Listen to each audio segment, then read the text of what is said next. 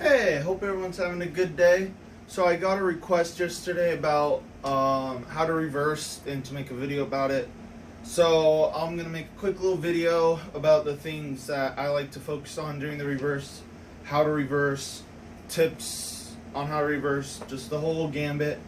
I'll go over the difference between a glide reverse and a shot put rotational reverse and a discus reverse. So let's get into it. So first let's cover why reverse. So the reason why people reverse is basically to just get more energy and to just stay on the implement longer. That's one. Two is it's just easier to stay in.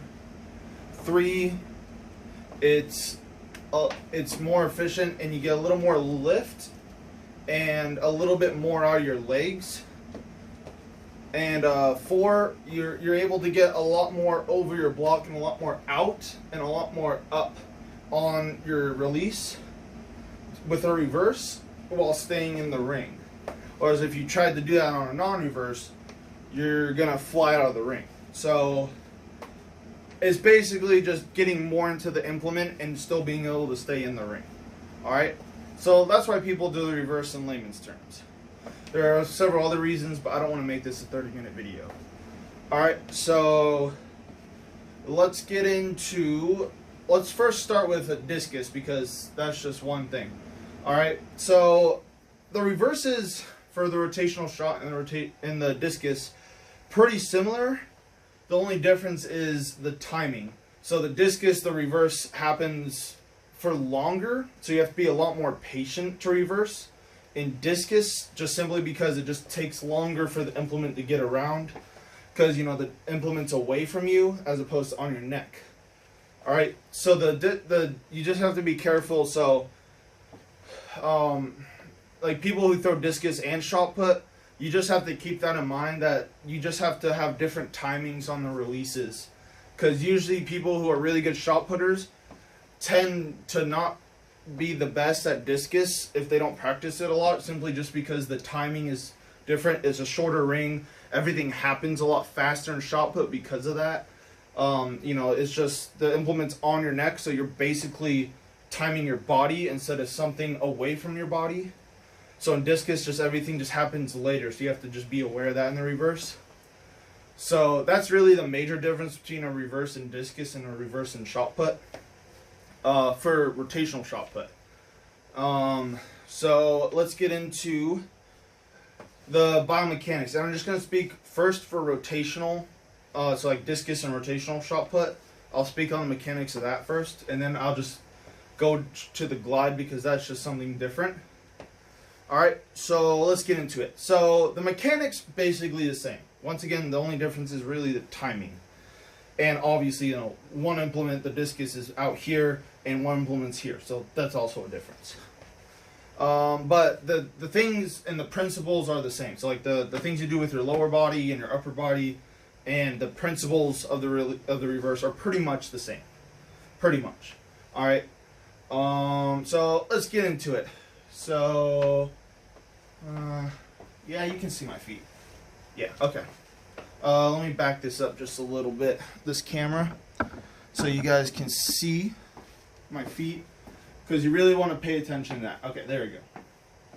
So first of all, I'm sorry for all this. I was going to do it outside, but my neighbors are yelling at each other, so I didn't want that in the video. So sorry, you have to deal with the clutter here. So, yeah, so let's first go over, like I said, let's go over the discus reverse and the rotational shot put reverse. So, like I said, the mechanics are basically the same. So, basically, so you land here, alright? So this is your power position. I'll just go discus, actually I'll go shot put. So you go here, you land, alright? And what you're going to do is basically, you're going to do a non-reverse. Alright, so if you do a non-reverse correctly, so you see like really good non-reversers, so they're here, they turn, and when they release, or let me do this in discus, they release, and then to stay in the ring, they drag their foot to stop their momentum from blowing out the ring. So that's basically what you got to feel in a reverse. So a reverse is a non-reverse. The only difference is, instead of dragging your foot, you keep turning on the ground, and your foot shoots through, and your hip shoots through the other way. All right. So the reverse properly. You got to think of it as just a very, very long non-reverse, and you'll just automatically do it. So sometimes during practice, when you're doing non-reverses and you accidentally reverse, and it's a really far throw and it goes really far, and you're just like, oh, I didn't mean to do that. That's what a reverse is kind of supposed to feel like. So for anybody out there who's watching this video who's felt that, you know what I mean. So, sometimes an accidental reverse is probably going to be some of your best throws. So you just have to try and replicate that. And it's because you're thinking about non-reversing, but your body just naturally wants to pop through and reverse. Alright, so that's really what I'm trying to get at here. So, common mistakes I see in beginners and intermediates and even some pros is that they just go like this. They go here and they jump. I'm glad we were getting away from that era of the 80s and 70s of just people just jumping like Brian Ofield, because that's not going to work unless you take a bunch of steroids. You're not going to throw far like that. So you see every thrower that's any good nowadays, when they reverse, they turn all the way through, and it kind of just looks like they just slide their foot into the toe board or into the front of the ring. All right. And that's basically what you want to feel. Is you want to think of it like a slide forward. So instead of just that, it's more like there. So the foot is really, sorry, you can't see. I don't have that much room in here. But I hope you guys see the difference between that and that. Just sliding through and getting over the toe board. Obviously, I don't have a toe board, but just imagine it. So that's basically what you want to think of. So common mistakes: don't jump. You don't want it vertical. You want it out. The whole point of the reverse is to get more over your block while staying in the ring. So if you just jump, one, you can't push anymore. Your hip can't be all the way through. So you're not getting everything you can into the shot put or the discus. So that's a thing. So if you're looking at yourself in film and you don't realize that you might be doing this kind of stuff, a good way to see if you reverse properly is if you look at film. So wherever your left foot lands, all right, when you reverse, if your right foot replaces where your left foot was, that means you got all that energy into the implement and into the direction you're trying to throw. All right, so that's a good sign that that's a really good efficient reverse. A bad reverse, so if you're looking for that cue, so this is the right sector, that's the left sector. If I reverse and my right foot goes that way when I reverse instead of where my left foot was, so if I reverse and I go like that and I go that way, that means I under-rotated and I didn't get everything into it. So I didn't turn my hip all the way. Most likely the implement's going to go that way and it's not going to be where you want it, and somewhere in this area. So that's a big problem. So that means under-rotation. And I'm speaking as a right-handed thrower. All right. So down the left sector, all right. So if I reverse, all right, and my right foot goes that way, all right, that means I'm over-rotating. So that probably means I either over-rotated out the back. So that means all my forces are misaligned, and I'm probably going to short strike the shot. That probably means I'm releasing, and I'm going like that, or I'm falling away from it. So I'm not on balance, and I'm misaligning all my energy into the implement. So that's going to decrease your throw. All right. Now there have been some examples, all right, of that, of people throwing far like that, but it's not optimal. For the most part, people throw far, usually never under rotating. It's usually either a good reverse or a little bit over rotational. But even when they over rotate, it's usually not their best throw.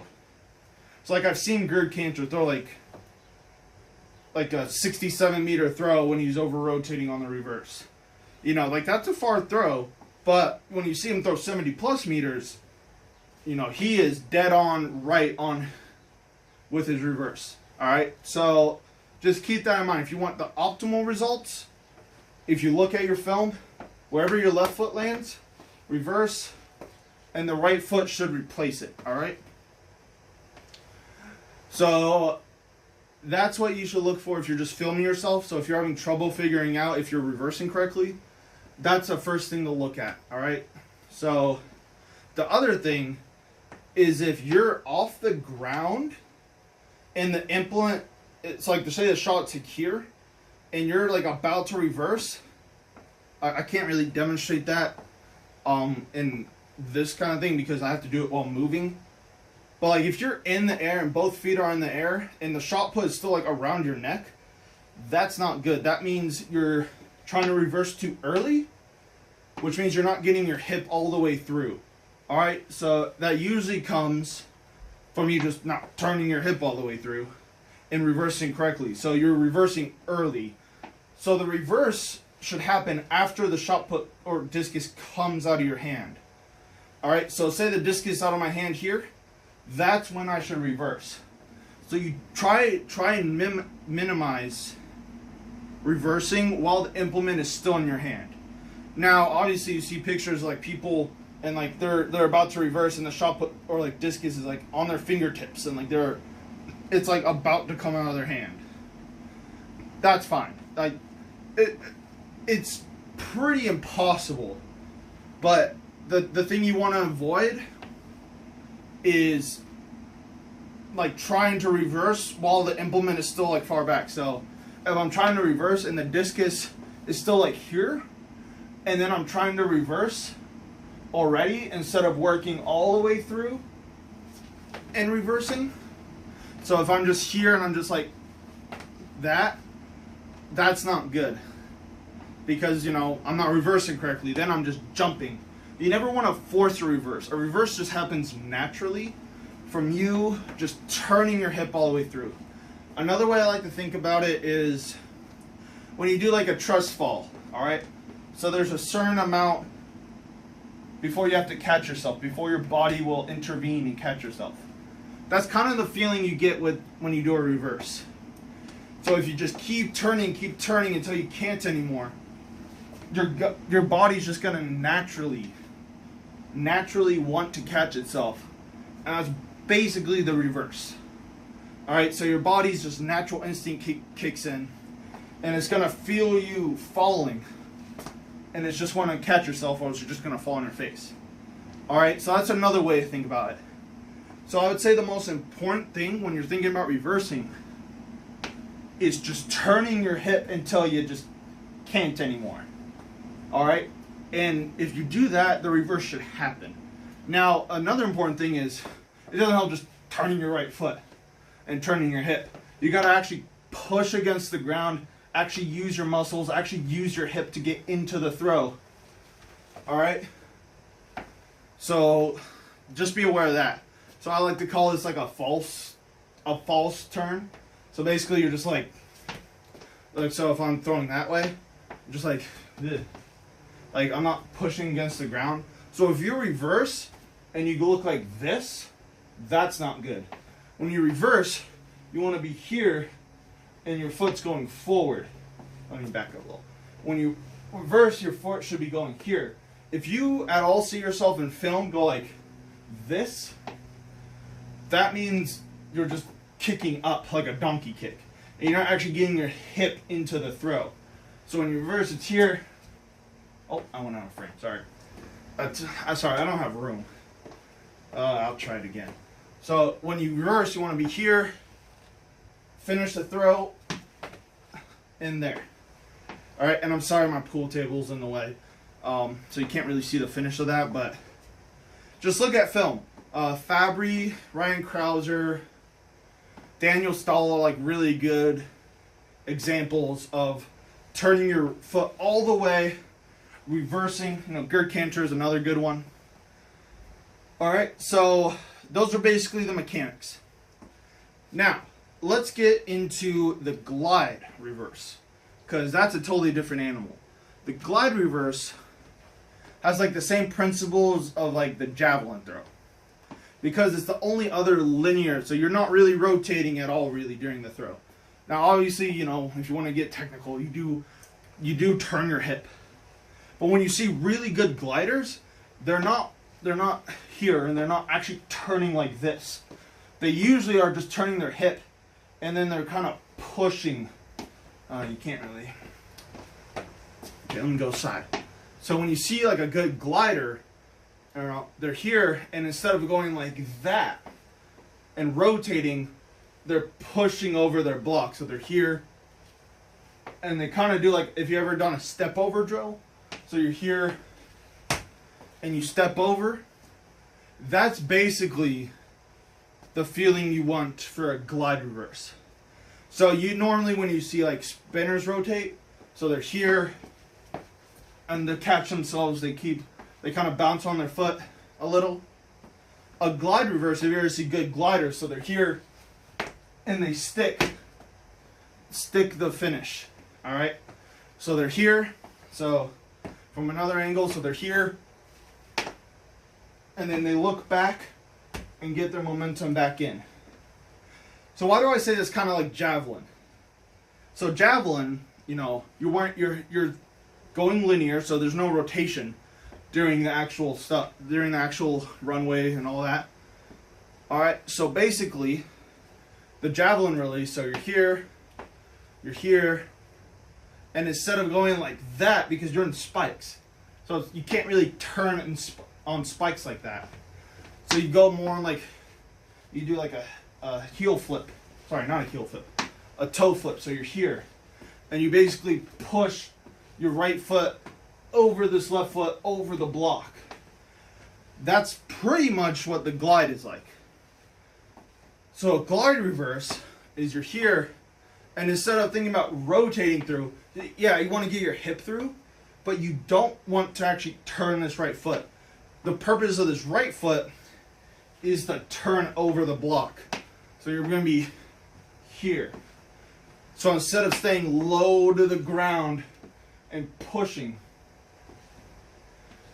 you want to basically, and it's hard to demonstrate that because I don't have a lot of room here, but just like David Stroll, Ulf Timmerman, Werner Gunther, Alessandro Andre, like all the really good 22 plus meter gliders, even like a Thomas Rajeski, just look up how they glide and look at their right foot compared to a right foot for a spinner, and you'll see what I'm talking about. So their purpose, don't slow down. Because they're not creating rotational energy, they have to be super powerful, you know, going linear. And then if they were to turn like this, it would slow them down and slow down their momentum. So basically, so they come out the back and they go. They just turn their hip, and their sole purpose is now to get over the block. All right? And because they don't have the rotational energy when they reverse, that means they're not reversing correctly for a glide. They're not getting that linear energy in, because there's no rotational energy being generated from the back and middle of the ring. If you see gliders, and I see this a lot in amateurs, they're here, so they glide, and they reverse like a spinner. If you do that naturally, that might be an indication you might be a rotational thrower, not a glider. All right? So a good indication that you did a glide reverse correctly is you're here and you stick it. You stick, so you slam your right foot against the toe board, look back, and stay in. All right? So, and I know some spinners do that. Like John Godinez done that, like Kevin Toth did that. Sometimes like you just do it just naturally. And that usually means, so if you're a spinner and you're reversing like that, not necessarily bad. Just means you probably didn't put that much rotational energy into the throw. Alright, so it just means you probably have a very linear style. Okay, so that's something to keep in mind. But yeah, so I hope this helps. And thank you all for watching. Hope you have a good day. And let me know if you have any questions about any other technical stuff. I'm always here to help and glad to help. And see y'all later. Have a great summer.